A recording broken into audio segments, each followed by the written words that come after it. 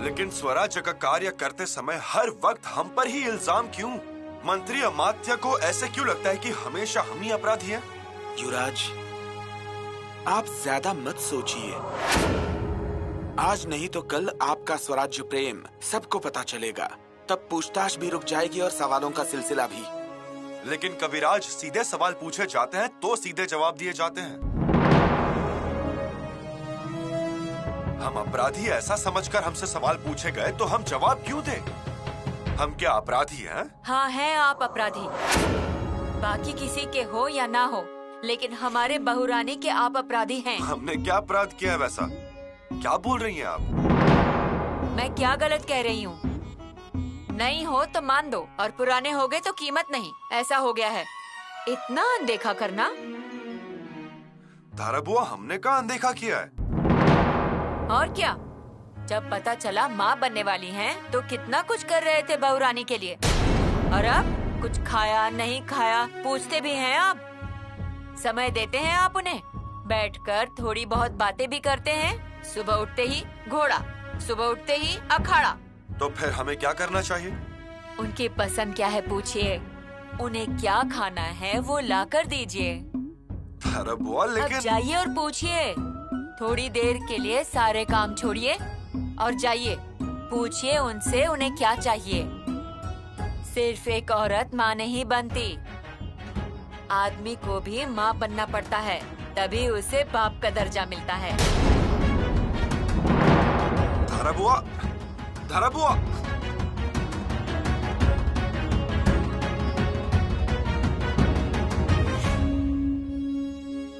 कविराज, क्या आपने देखा? युवराज, देखा लेकिन देखा नहीं। पति पत्नी के विषय पर प्रतिभावानों की भी मति कुंठित हो जाती है। हम तो भाभी जी,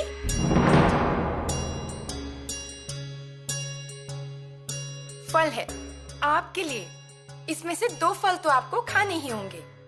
रानू दीदी, हमें कुछ नहीं चाहिए। हमें कुछ भी खाने की इच्छा नहीं है। ऐसे कैसे खाने की इच्छा नहीं है?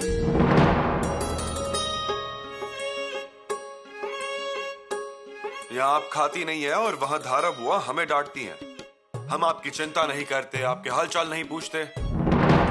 आज हम पे रोसेंगे और बनाने के लिए भी कहेंगे। देखिए, अब भैया रसोई का कामकाज भी अपने कंधे लेने वाले हैं। हाँ, लेना ही पड़ेगा। देखते हैं, जो पसंद है वही हम खिलाएंगे। युवराज, अब ये क्या है? क्या मतलब? खाना तो पड़ेगा ही, ऐसे नजरअंदाजी नहीं चलेगी। अरे वाह, क्या बात है। लगता है पूरी चिंता आज ही हो रही है। वो सब रहने दीजिए, लेकिन हमें बताइए खाना चाहिए कि नहीं? तबीयत देखो कितनी खराब हो गई है। अगर आपने ध्यान दिया तो तबीयत ठीक हो जाएगी।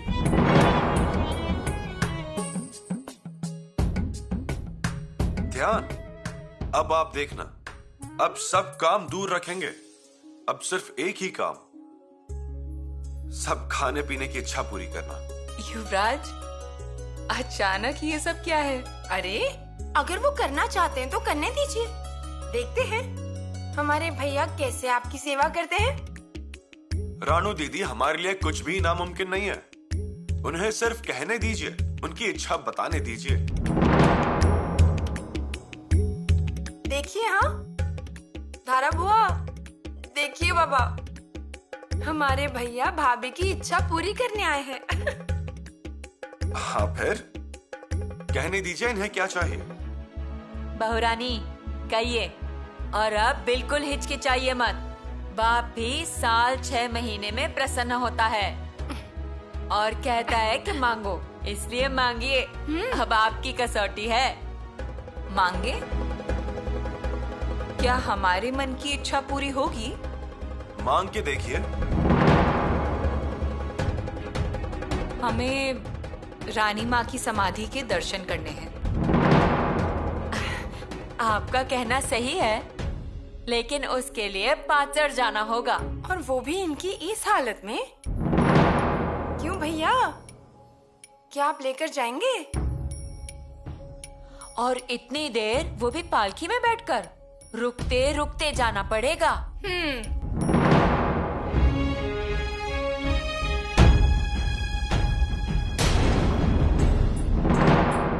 ये रानी माँ की समाधि के पास की मिट्टी, इस मिट्टी के कण कण में रानी माँ का अस्तित्व है।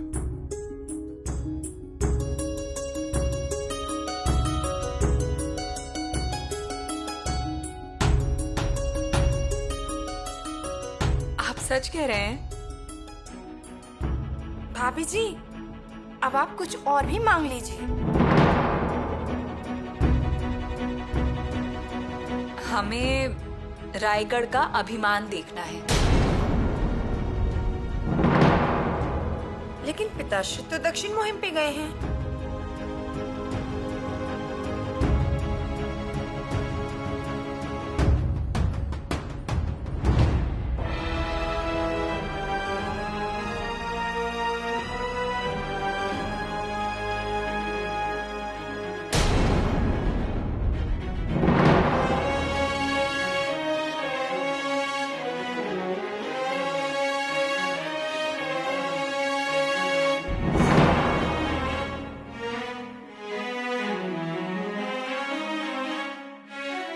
बहुरानी, आप कुछ भी मांग लीजिए, हमारे बेटे बहुत होशियार हैं। अच्छा, बस एक और चीज, हमें सोयरा माता श्री के हाथ से बनाई हुई लूची खानी है।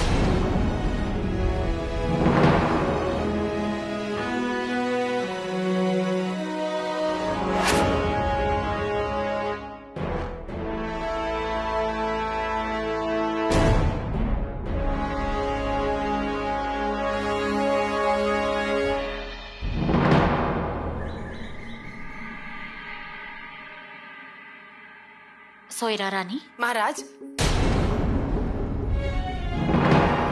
आइए। आप हंस क्यों रही हैं? नहीं, हमें लगा महाराज ने हमें पुकारा, और कुछ नहीं। आइए बैठिए।